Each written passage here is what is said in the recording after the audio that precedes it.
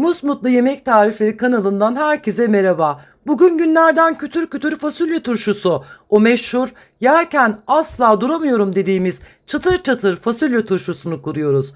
Tüm püf noktalarıyla kış boyunca hiç erimeyen o turşu tarifini sizler için hazırladım. Hazırsanız başlayalım mı? Öncelikle fasulyelerimizin uç kısımlarını ve de kılçıklarını temizlemekle başlıyoruz. Kullanacağınız taze fasulyeler ne kadar taze olursa turşunuz o kadar lezzeti artar. Tam ölçü olabilmesi için bugün 1 litre cam kavanozlara turşumu kuracağım. Tüm fasulye temizliklerimizi videoda gösterdiğim şekilde bitirdikten sonra bol suyla yıkayıp kurumaları için süzgeç içerisine alıyorum.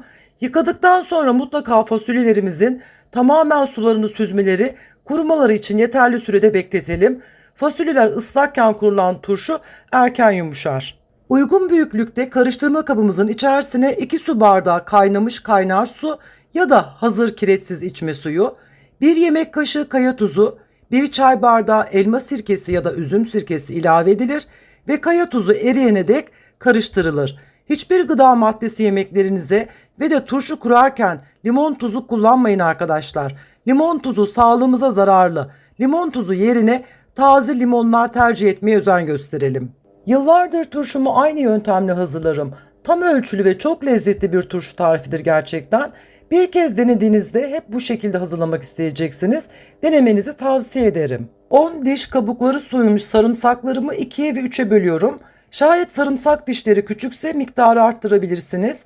1 adet limon ince dilimler şeklinde hazırlanıp çekirdekleri ayıklanır. 1 adet limonun suyu çıkartılıp sirkeli karıştırma kabımızın içerisine ilave edilir. Kullanacağımız cam kavanozların temiz ve kuru olmasına özen gösterelim. Kavanozumuzun en altına taban kısmına sarımsaklarımızın 1/3'ünü ve 3-4 adet limon dilimlerini yerleştirelim. Fasulyelerimiz boylamasına kavanozlara yerleştirilir. Yerleştirirken boşluk bırakmamaya özen gösterelim. Kavanozun tam ortalarına doğru yine aralara limon dilimleri ve sarımsak dişleri ilave edilir. Tekrar üzerine fasulyeler yerleştirilir. En üstlere doğru fasulyeler yatay şekilde de yerleştirilebilir. Dilerseniz yerleştirilme şekli daha kolay olsun isterseniz fasulyelerimizi 2'ye bölerek de yerleştirebilirsiniz. Kavanoz içerisinde yerleştirmeleri sıkı bir şekilde hazırlayabilmek için tahta kaşık sapıyla fasulyeleri sıkıştırarak kavanoza daha çok fasulye dizebilirsiniz. En son kavanozumuzun en üzerine kalan sarımsaklar ve limon dilimleri yerleştirilir. Şayet kavanozunuzun en üstünde boşluk kalmışsa maydanozla şişenin dolmasını tamamlayabilirsiniz. Fasulye turşumuzu bu şekilde çiğden kurabileceğiniz gibi fasulyeler bir miktar haşlanarak da hazırlanabilir. Bir tencerede su kaynatın ve fasulyeleri rengi dönene kadar yaklaşık 5-7 dakika haşlayıp hemen soğuk suya atın. Ama ben çiğden daha lezzetli oluyor. Çiğden tercih ederim. Sebzeler haşlandığı zaman tüm vitaminleri suda kalıyor. Doğal bir şekilde çok daha lezzetli ve kütür kütür oluyor bu şekilde. Hazırladığımız turşu suyunu fasulyelerin üzerine kavanoz dolana kadar dökerken üzerinde bir parmak boşluk bırakmaya özen gösterelim.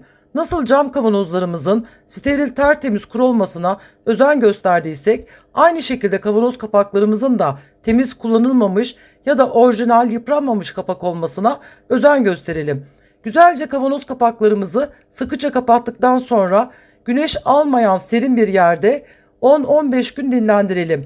Kütür kütür çok lezzetli fasulye turşularımızı isterseniz yazın isterseniz kışlık hazırlık olarak hazırladığınızda sofralarınızdan hiç eksik etmek istemeyeceksiniz. Vaktinizi ayırıp videomu izlediğiniz için, bu lezzetli yolculukla bana eşlik ettiğiniz için çok teşekkürler. Mutfağımızdan yeni kokuların yükselmesini isterseniz sizleri de ailemizin bir parçası olarak kanalımda görmeyi çok isterim. Bu tarz pratik tariflerin devamı ve bana destek olmak için kanalıma abone olursanız çok mutlu olurum. Bir sonraki tarifte görüşmek üzere. Sağlıkla, sevgiyle kalın.